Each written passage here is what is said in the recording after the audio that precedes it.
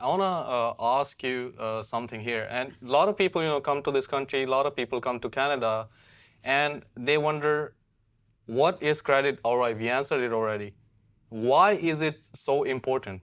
You know, what do you think, Mr. Well, Elias? there's so many different things, right? Let's start with the obvious. The first and foremost thing that you're going to need credit for in Canada, even if you're not going to apply for a mortgage to buy a house, even if you're not going to get a car loan, the most basic fundamental thing your credit report is required for is your cell phone. Absolutely. If you want to get a cell phone, or you're going to get a phone number here, and you want to establish a method of being able to communicate with people, that in itself is also going to require a credit report, an application. The other thing, like I said, it's really, really, really important. Don't forget that when you're now leasing, if maybe you're not going to buy a place, but you still need a place to live. You still need to rent, right? And it doesn't matter if you're renting a basement apartment or a penthouse condominium or mansion, right? Or anything in between, right? Yeah. The reality is that even though you might have the financial cash to the capital to pay for it, landlords are still relying on your credit report to verify and confirm your ability to fulfill the lease terms. So your credit report is so important for some of these items.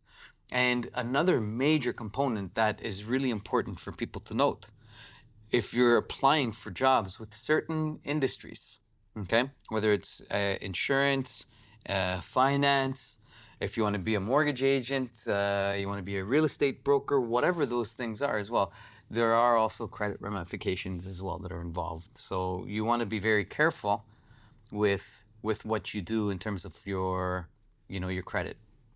So it affects you not just for getting a mortgage, it can affect you in so many different facets of your life. So it's very, very, very important that you take credit seriously. And now, not to be negative and be like, oh, pessimistic, oh, your credit is gonna this, that. Here's the good news. Yeah.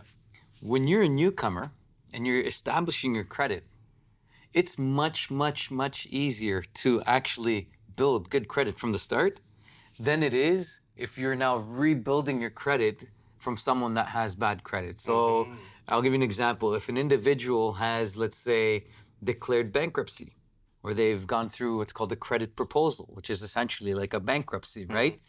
Essentially, these are things that stay in your credit report for 7 years, I see. 5 to 7 years, even after you discharge the proposal or the bankruptcy.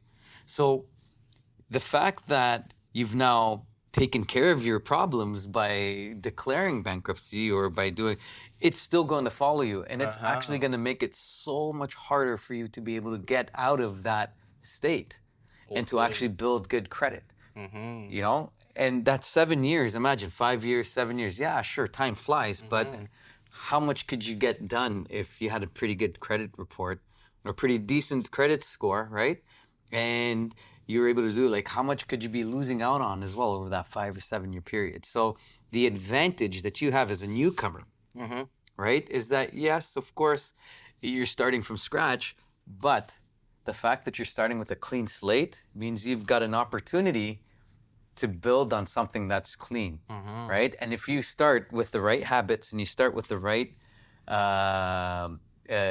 so if you start by doing the right things and maintaining the right financial habits from the start, then your credit score will be phenomenal. Terrific. That is such a good answer.